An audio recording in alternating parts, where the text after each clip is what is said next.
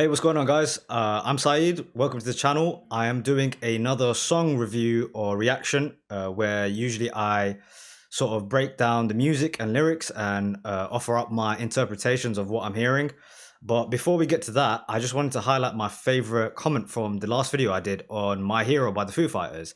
And it was left by someone called Kylie is Over It. I'm guessing it's a she or he, usually leaves great comments on my videos and basically broke down the process of recording the first album that Dave Grohl went through, and how, like I spoke about, how much of anxiety it must have been for any drummer trying to replace Grohl, who is one of the better drummers of his generation, and that Taylor Hawkins went through this process of having red light fever, as the comment says, or studio anxiety, where Grohl kind of helped him through the process of recording. And also, people sort of let me know in the comments that actually Taylor Hawkins just recently passed away, which I had no clue about. So rest in peace to Taylor Hawkins. Okay, so the track that I'll be covering today is A Day in the Life by the Beatles. So the Beatles happen to be this sort of omnipotent force in music. I've not really ever sat down to analyze any of their songs or music, but I've always heard their songs on TV or in adverts or in movies. Also, there's the fact that on any sort of songwriting list, Lennon and McCartney are usually on top of that list. In terms of the song A Day in the Life, it is apparently one of their best songs that they've written, and it comes from a concept album, this revolutionary concept album called Sergeant Pepper's, A Lonely Hearts Club, I believe. So let's find out what all the hype is about. Okay, here we go.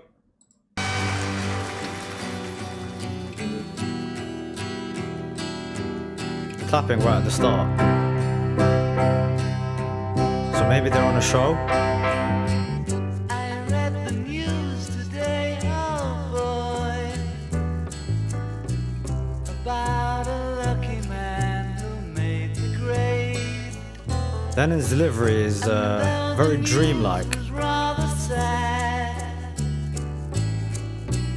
Well, I just had to laugh. I saw the photograph. Okay. He blew his mind out in a car. Didn't expect that. He didn't notice that the lights had changed. Wow, really love that line. To speak on Lennon's delivery and the music a little bit, like I said, it sounds very much like we are in a dream. Kind of to describe the way it makes me feel, it's like melancholic, but at the same time, it's like kind of hopeful, if that makes any sense, that it's doing both at the same time. Yeah, let's keep this going. A crowd of people stood and stared. They'd seen his face before. Nobody was really sure if he was from the House of Lords. Well, really cool verse. To get into the lyrics a little bit, it looks like this is a story being told about, I guess, a day in the life of Lennon, where he has like sort of come across this photograph of a guy who is a politician, and he's killed himself at a red light. He didn't notice that the lights had changed. So that's sort of the surface level story that's being told. But you know, sort of trying to read into it, or like kind of giving my interpretation of what I think is happening. For that line where he says, and the news was rather sad, well, I just had to laugh. So although this should have been something that made him feel bad, he didn't. He was laughing at it. And the fact that it's a guy who is in a position of power, you know, he's in the House of Lords, someone who passes bills and such.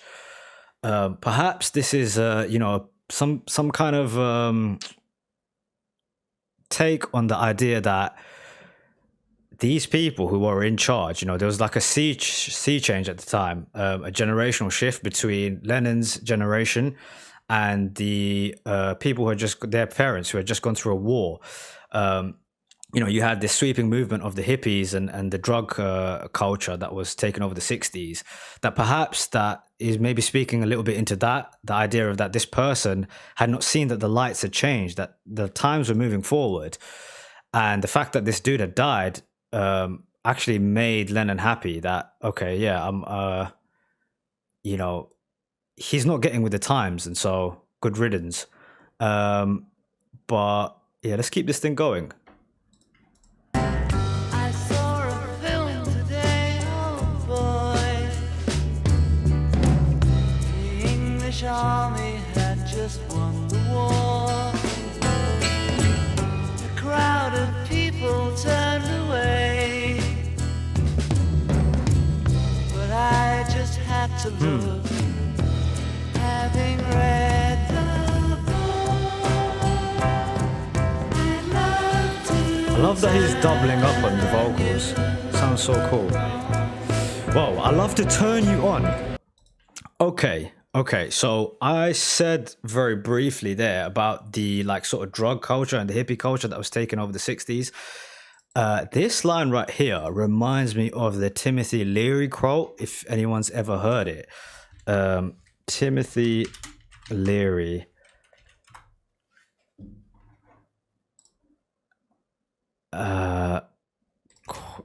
Turn on, tune in, drop out. Yeah, that's the one. I'd love to turn you on.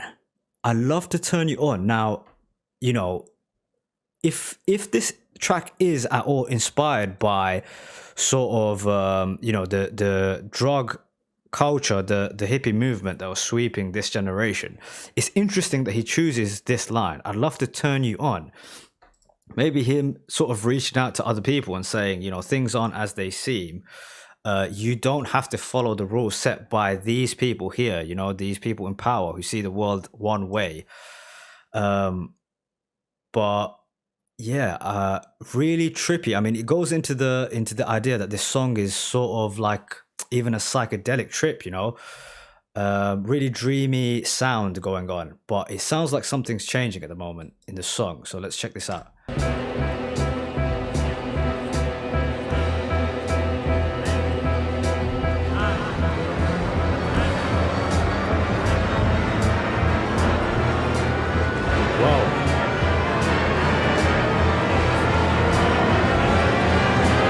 Sounds like a bad trip, if anything.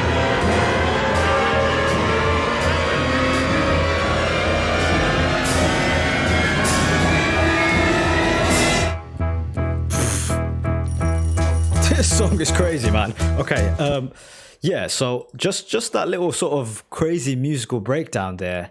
Yeah, and then the alarm clock rings. This is okay. Yeah. If anyone's had the experience of a bad trip, when things are going bad, in my experience, what it feels like is sort of this crescendo of noise in your mind that you can't quiet down. And exhibit A is this sort of crazy musical breakdown that just happened. It's just like every instrument was playing together. And then you have this crazy abrupt ending as well. Which can happen in a trip, right? You just jolt into some other space. Woke up, fell out Now it's of bed, McCartney. dragged a comb across my head. Found the way downstairs and drank a cup. And looking up, I noticed I was late.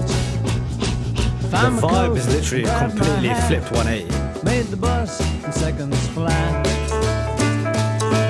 Found my way upstairs and had a smoke.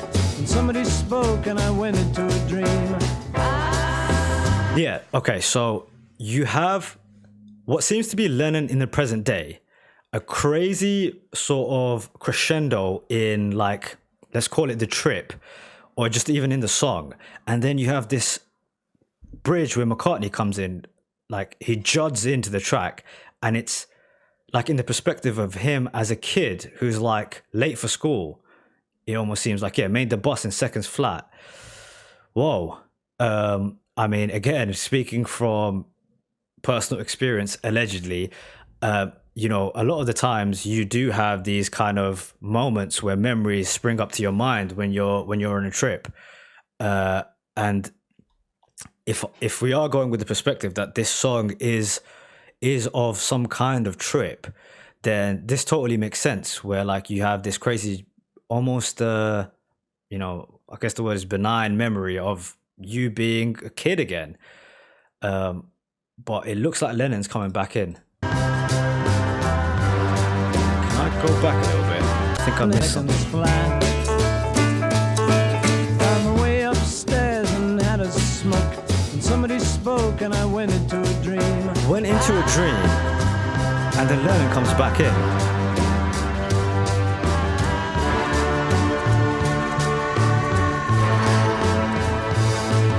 Whoa, that's fucking cool, man. Here comes all the music again. This is like sort of the climax of the trip.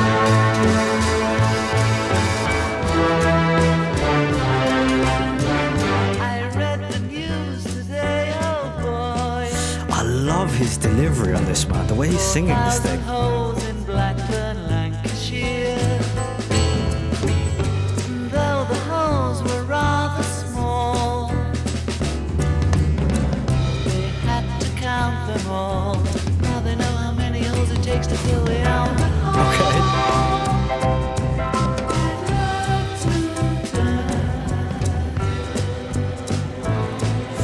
So you have sort of three musical phrases, if you want to call them. You have this beginning section of Lennon, which is like, again, him in the present day. You have this musical breakdown, and then comes in McCartney in a childlike state, and then another kind of crazy moment with all the instruments coming back in, and then it goes back to McCartney in Lennon in the present day again. So this is almost like prog rock, progressive rock, like things like I guess Pink Floyd would fit into that category. But this is a couple years before I guess Floyd was around making music on a popular level. I think they may have been around, but I guess this is a question to anyone in the comments. Is this the first kind of track that's done something like this? Having a prog rock like track so early on. I think this was made in '67. Super cool song, man. All these musical phrases, this dreamy like delivery.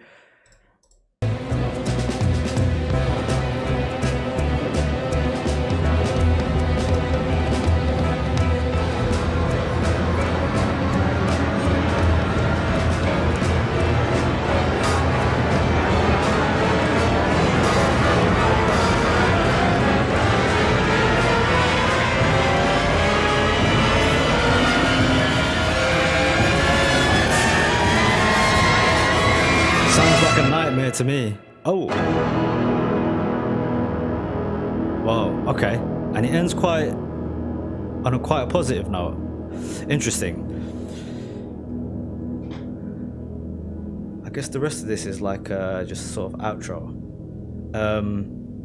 Let's speak on the perspective of perhaps this song like representing a trip. I felt as if there was some resolution there after Lennon came back in. If we have a look at the bit where he goes, and somebody spoke and I went into a dream. And then Lennon comes back in, and then you have this kind of harmonizing going on. And then the last verse isn't as sort of melancholic as the first two are. So it's as if the child, so this is sort of my reading into it. Okay. My reading into it is like that was like the harmony of like the present day person and then the child in him like coming together perhaps, and then you have some kind of resolution where it's kind of just not as sort of dark as the first two verses were. Is that generally the style of Lennon and McCartney, where Lennon provides the darkness and McCartney is the light of the track? I'm not really versed in their songwriting skills, but that's kind of the dynamic to me. again, there's so much sort of to interpret from this song. It's only a 5 minute track. How many things this could be talking about, because I guess you could read into this as like also just someone who's sort of in a really bad place in their life, who doesn't realize, he blew his mind out in a car and didn't notice that the lights had changed, meaning like, whatever way he feels at the moment may eventually come to pass, and he doesn't even see that before he, of course, takes his own life away. So much to take away from that.